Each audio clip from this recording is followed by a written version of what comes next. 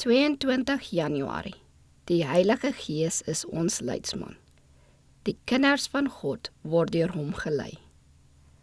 Want almal wat deur die Gees van God gelei word, die is kinders van God.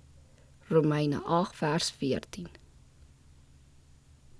Die Heilige Gees is 'n persoon, want hy getuig saam met ons gees dat ons kinders van God is.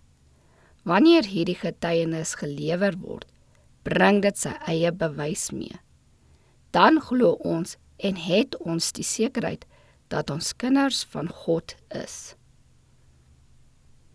Die Here het oorvloedige genade vir elkeen wat gewillig is om die hemelse gawe te ontvang.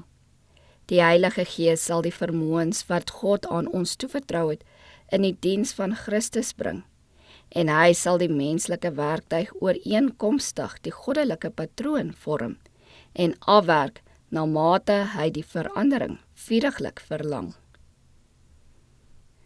Diegene wat inwillig om deur die Gees van God gelei te word, sal verlig en geheilig word.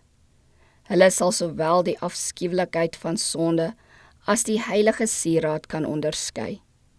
Hulle sal dit as 'n groot eer beskou om die kinders van God genoem te word, met die wete dat hulle heeltemal onwaardig is om met Christus, die enige gebore seun van die Vader, vereenselwig te word.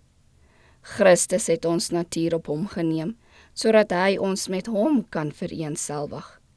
Hy het in die vlees gelei, sodat hy baie seuns en dogters na God kan bring.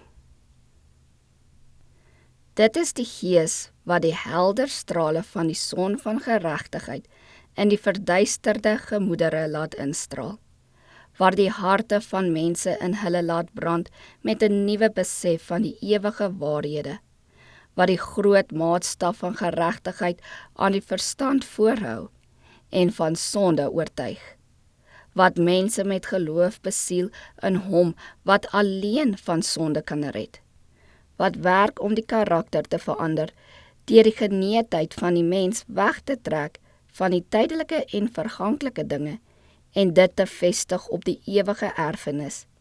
Die Gees herskep, verfyn en heilig mense en maak hulle geskik om lede van die koningsgesin te word, kinders van die hemelse Heerser.